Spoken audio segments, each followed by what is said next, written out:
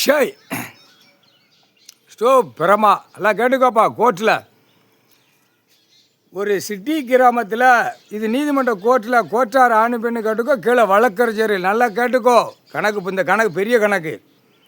City கிராமத்துக்குள்ளே அரசியல்வாதி கிடப்பான். அது எல்லாமே காவு கொடுத்தாச்சு. காவு கொடுத்து சுடுகாட்டு எரிச்சிட்டா. எல்லையப்பன் உள்ள ஜாதியாக இருக்கிறவன், மதமாக இருக்கிறவன், எந்த சாமியும் கிடையாது, எந்த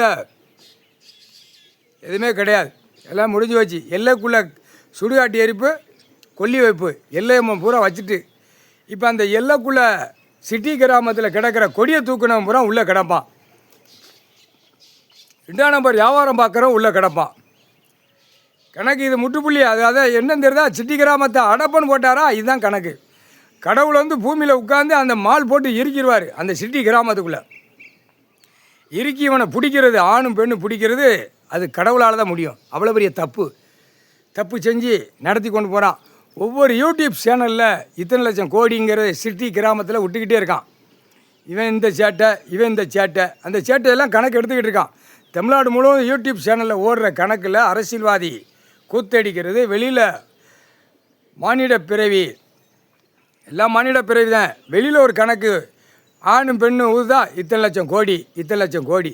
இந்த கோடி கணக்கு பூரா டெல்லியில் இராணுவ வானரப்பட நீதிமன்றம் கோர்ட்டு எடுத்துக்கிட்டு இருக்கான். கோர்ட்டில் தான் எடுக்க முடியும், வானரப்பட தான் எடுக்க முடியும். ஏன்னா அலிமாட்டை சேட்டை வெளியில் எடுக்கணும். நாக்கால் விட்ட வாக்க அவன் வெளியே விடணும்.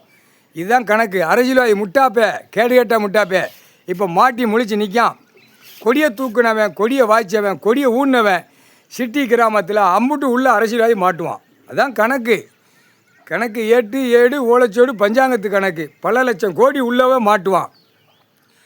எல்லாம் ஆன்லைனில் கணக்கு, பத்திரப்பதிவு வழி எடுப்பாங்க, பஞ்சாயத்து போர்டு கணக்கு எடுப்பாங்க, அடுத்து பேங்க் டான்சஸ் பண்ணி கணக்கு எடுப்பாங்க. எடுக்கையில் என்ன கணக்கு இந்த விளையாட்டு?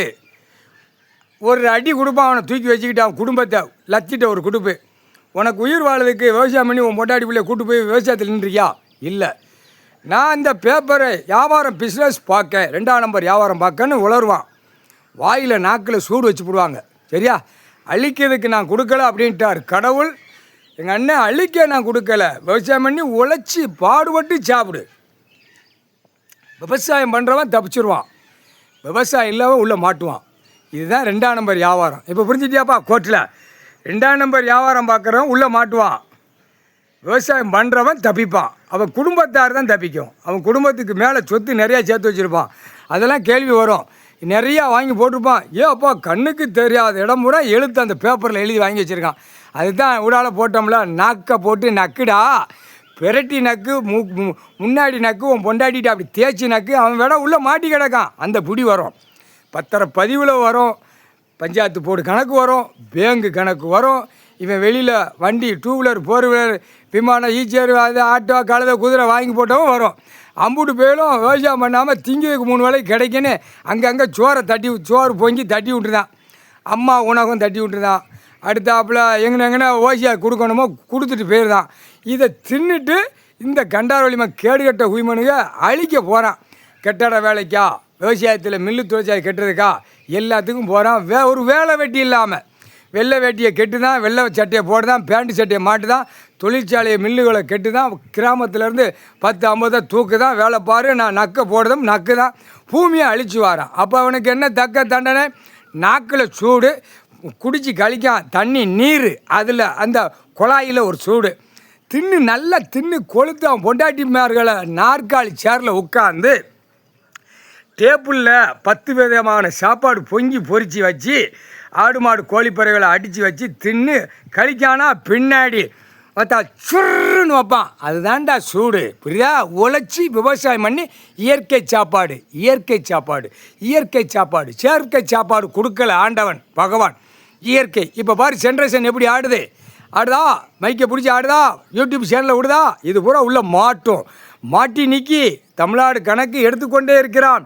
இராணுவ வானரப்படை, தரப்படை, விமானப்படை எல்லாமே எடுத்துக்கிட்டு இருக்கான். குழல் ஊதி கொட்டு மேலே அடிக்கானா, நாங்கள் ஜனநாயகம், நாங்கள் இப்படி தான் ஓட்டுவோமுங்க. ஜனநாயகம்னா என்னன்னு தெரியுதா?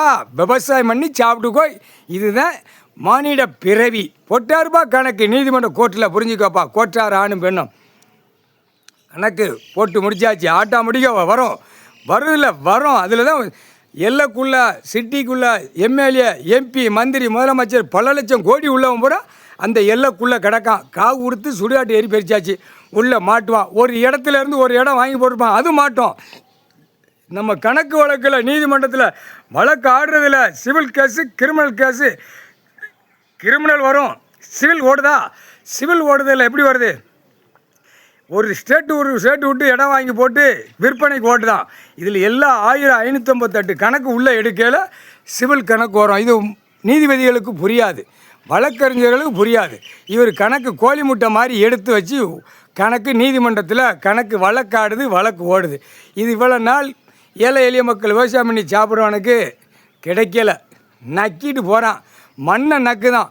இவன் வாங்கி தின்னு நக்கி வீட்டில் டேப்பில் 10 ஐட்டங்கள் வெரைட்டிஸை வச்சு நாற்காலி சேரில் வச்சு மடி மேலே பொண்டாட்டியை உட்கார வச்சு பிள்ளைகளை அப்படி புள்ள மேலே அவன் காலை கையை தோளில் தூக்கி போட்டு அகம்பாத சேட்டை அநியாய சேட்டை பண்ணி பொண்டாட்டி மார்க புள்ள மார்களை காலை அப்படி 2 பிளந்து போட்டு நக்கிட்டு போகிறான். அப்போ இதுக்கு என்ன விடை?